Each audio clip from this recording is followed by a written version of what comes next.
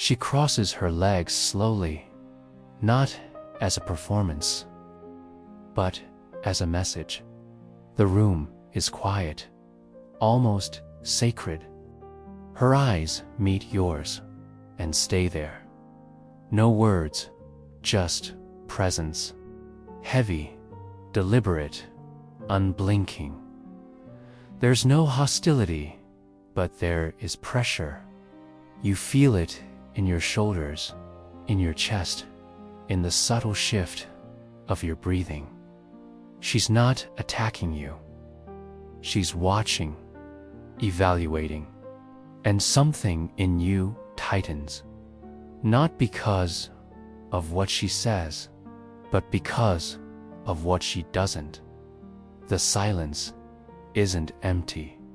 It's loaded with meaning, expectation, strategy. This is not a conversation. It's a test. Machiavelli once wrote, "Men judge generally more by the eye than by the hand, because it is given to all to see, but too few to touch." She's not looking at your words. She's watching your frame, your posture, your ability to hold yourself when nothing is being offered and everything is being measured. It's not about her, not really. It's about your inner equilibrium when the world doesn't clap, when the room goes quiet, when someone challenges you without ever raising their voice, and how you hold yourself in that space that tells the whole story. You want to fill the silence, to say something clever, to make the discomfort go away. But deep down, you know, every word you add right now subtract from your presence, because this is the battlefield of perception. And the strongest don't attack, they hold. They allow the silence to work for them. You think you're being tested by her, but you're being tested by yourself, by your nervous system, by the old wiring that equates silence with threat and evaluation with rejection. But this isn't rejection. It's an invitation to step into your authority, not by performing, but by remaining. She's not asking questions. She's reading your energy. And the question is simple, though unspoken. Can you hold your ground when nothing in the room is affirming you? This is not about dominance. This is about dignity, emotional dignity, spiritual gravity, the kind of presence that says, I'm here, I'm not performing, and I don't need your reaction to remain intact. This is the opening scene, and already everything is at stake. It's quick, barely audible. A laugh, short, sharp, dismissive. It comes right after you've shared something meaningful, something personal, or something that required courage to say. And there it is. Her mouth tilts. Her eyes scan you like a riddle already solved. The laugh isn't cruel. It's colder than that. It's clinical.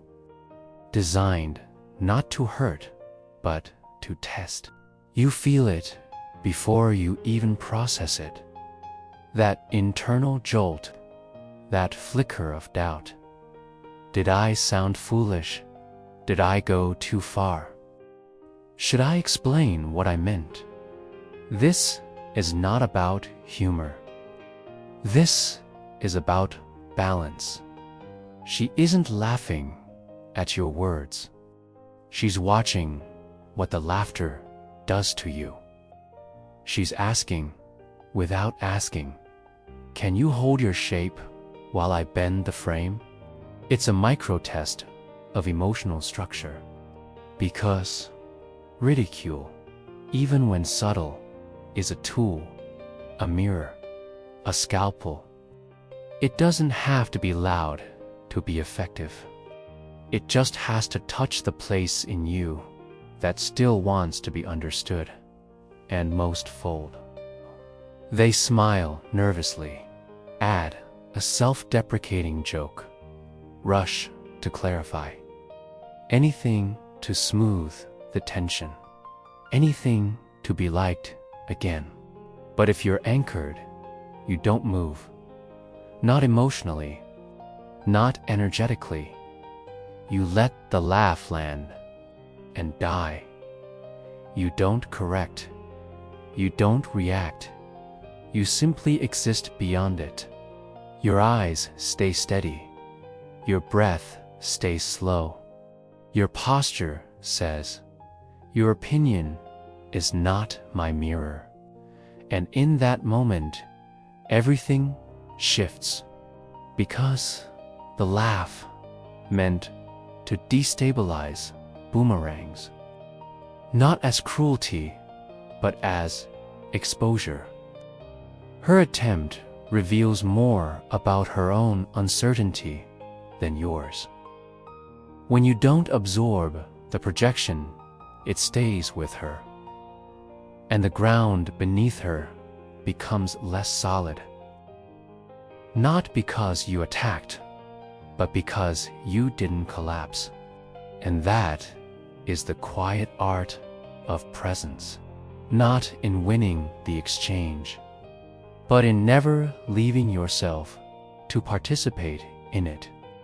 She asks a question, not to learn, but to trigger. There's irony in her tone, a pause in her phrasing, a sharpness carefully disguised as curiosity. And then she waits, eyes fixed, breath held, like someone who has just pushed a piece across the chessboard and now wants to see how you respond. But the game isn't on the board. It's inside your chest. Because the real pressure I senti, her question, it asks the urge to fill the silence that follows it, to answer quickly, to patch the hole, to not look caught off guard. And in that moment, every second stretches. Your nervous system scans for danger. Your mind races to find the perfect words. Your instincts scream, don't leave space. Don't look weak. Speak now. But something else in you, deeper, older, knows better. You don't rush. You don't scramble. You breathe, slowly, deeply. You let the silence hang. Not as avoidance, but as architecture. Because silence, when held with intention, becomes structure. Wait, ground. And then, when you do speak, it's not reactive. It's not defensive. It's clean, precise, rooted. You say less than she expects, but more than enough. And in that simple act of not responding on her terms, you shift the dynamic completely, because speed reveals anxiety. But presence rearranges the room. Now she's the one adjusting. She's the one who feels the weight of what wasn't said. She realizes that her timing didn't command you. It revealed you. And that revelation, calm, steady, unapologetic, is the moment the balance of power changes. Not because you controlled her, but because you mastered yourself. It's a delicate moment, the kind that arrives quietly, like a breeze that chills before you notice the wind. She names something personal, something imperfect about you. Not with cruelty, not with concern, but with strategic precision. And she does it in front of others. A flaw, a past mistake, a crack in your image. It's not an attack, it's a test to see if your center is performative or real, to see whether your dignity survives exposure, whether your identity survives imperfection. Inside, something flinches. You feel the pull to defend, to clarify, to fix what just became visible, to reclaim the image you think she just damaged. But this is where presence either shatters or deepens, because the true strength of a person is not shown in how perfectly they perform. It's revealed in how calmly they hold themselves when something imperfect is named aloud. And you don't shrink. You don't retaliate. You don't explain your way back into safety. You breathe. You acknowledge, briefly, without shame, without drama. Yes, that's still a part of me I'm learning to navigate. No justification, no apology designed to win affection, just truth, quiet and sovereign. And suddenly, the room changes. What she tried to use as leverage slips, because you didn't resist it. You didn't energize it. You absorbed it into your presence without collapse. The wound, instead of becoming a weakness, becomes a seal, a mark of wholeness, not perfection, but integration. And what was meant to disarm you, disarms her. Because people expect us to hide what's broken, to tremble at the exposure of our shadow. But when you can name your own cracks and remain calm in the naming, you become something else entirely. Not untouchable, but unshaken. Not flawless, but whole. The argument begins like most do, not with words, but with tension. Her voice rises. Her gestures become sharper. The pace quickens. The energy in the room thickens like smoke before a fire. You can feel it in your spine, in your breath, in the air between you. This is no longer about the topic. It's about nervous systems, hers and yours. It's about the biological dance that begins when one person escalates and the other unconsciously mirrors. Her system is activated. The cortisol is rising. The amygdala is alert. And what she's really waiting for isn't your response. It's your participation. Because once you match her intensity, once you match her rhythm, the battle is no longer just psychological. It becomes chemical. Two nervous systems in collision, reacting, spiraling, feeding off each other. But you don't rise. You don't match. You don't let your body become a mirror for chaos. Instead, you descend into yourself, into presence, into slowness. Your tone lowers.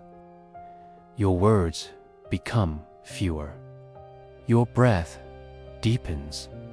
Your spine stays straight. Your eyes stay warm, but still.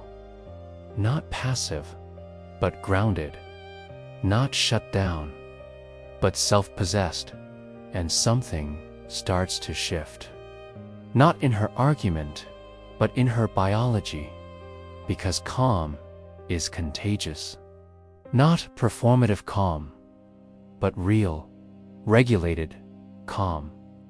The kind that signals safety without needing to say a word. The kind that whispers to her nervous system, "There's no fire here. You can stop running." You don't win the fight.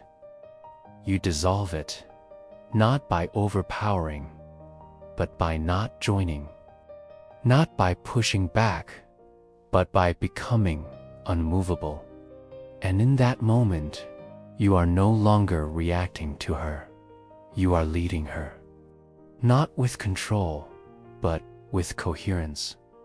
That is emotional leadership. That is presence. That is power. In the end, it's never about her. Not really. She was the mirror, not the storm. The challenge, not the enemy. What you thought was manipulation was an invitation. What felt like control was reflection. What looked like a game of dominance was a test of sovereignty. The real battlefield was always internal. Every silence, every provocation, every withheld gaze was a doorway, threshold, a place where your old patterns used to lead. A place where the impulse to perform, to prove, to protect would once have taken over. But this time, you didn't perform. You didn't rush. You didn't abandon yourself in the name of affirmation. You stayed in your body, in your breath, in your knowing. And that changed everything. Machiavelli once said, "Men forget more easily the death of their father than the loss of their inheritance." But what if your greatest inheritance isn't material? What if it's your presence, your perception? The way others feel when you walk into a room, and the way you feel when you remain centered, even when misunderstood. That is the currency now. That is the new gravity. Not how much you say, but how deeply you can stay when nothing around you offers comfort. You were not meant to fight for control. You were meant to dissolve the need for it. Because true power doesn't dominate, it radiates. It doesn't shout, it shapes. So when she tests you again, not with anger, but with absence, you won't flinch, because the answer is no longer in the reaction. It's in the space between the stimulus and the choice. You have learned to lead, not through volume, but through stillness. Now ask yourself, not with shame, but with clarity, how many times have you lost your power, not because you were wrong, but because you responded too quickly? And who might you become if you never rushed again? There's a moment after everything when the room is still. Not because the conversation ended, but because something deeper has settled, a shift, a reordering. You feel it not in your mind, but in your chest, in your spine, in the way your breath no longer chases approval. This is not about becoming untouchable. It's about becoming intact, about no longer outsourcing your sense of worth to expressions, reactions, validations. You are no longer waiting to be seen in order to exist. You exist, and that is the seeing.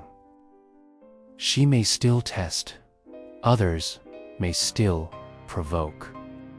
The world won't soften because you've awakened. But the difference now, you. The way you hold yourself. The way you no longer abandon your inner ground when the room goes quiet. The way silence has become your ally, not your threat, because that's what this was always about. Not power over another, but power within yourself.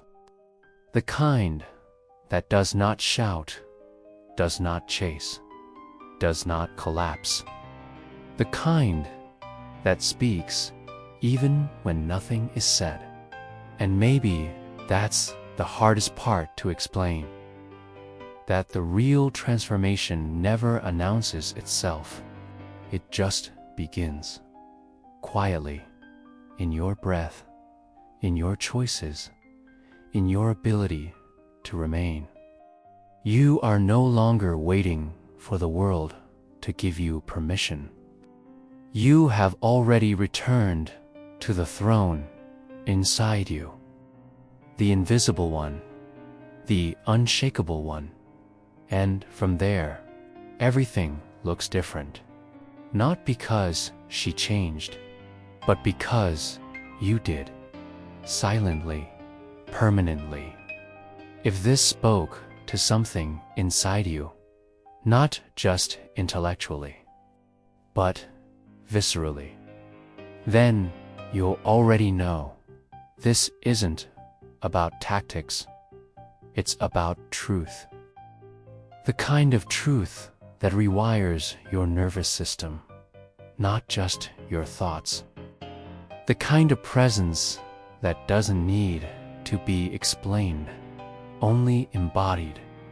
If you're ready to explore more of these silent games of perception, these unseen rituals of emotional power, and the art of staying grounded in a world that constantly pulls you out of yourself, this space was made for you. Here, we don't chase validation. We study the spaces where we lose ourselves, and we reclaim them. Subscribe, not because you should, but because something in you knows this path. It remembers what it feels like to stop performing, to stop reacting, to sit with yourself until the silence becomes your teacher. And if you already part of this invisible circle, share this with someone who also walks that path quietly. Someone who leads without needing to lead. Someone who understands what it means to be tested and to answer not with noise, but with presence. We're not here to be loud. We're here to be unmovable, to be whole, to be seen. By ourselves first. This isn't a channel. It's a mirror. And you've just remembered how to look.